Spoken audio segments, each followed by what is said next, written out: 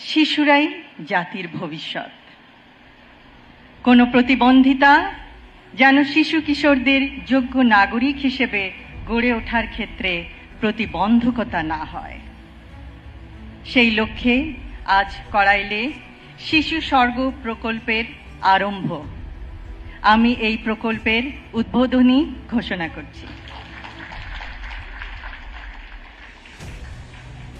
বর্তমান সময়ে বিজ্ঞানের সহায়তায় প্রয়োজন সঠিক ও সময়োপযোগী সহযোগিতা।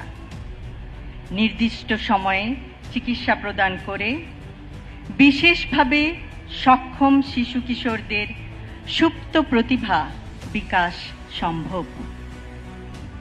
শিশু স্বর্গ প্রকল্প শিশু কিশোরদের মায়েদের জন্য সৃষ্টি করবে সাপোর্ট গ্রুপ।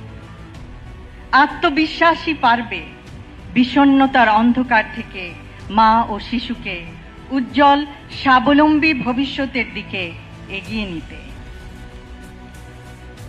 প্রতিবন্ধী বান্ধব জাতীয় নাগরিক সেবা গঠনের প্রয়াস।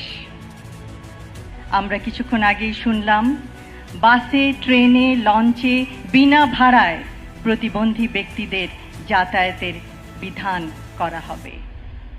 ইনশাআল্লাহ, a disability-friendly national citizen service will pave the way for a better and brighter future for all.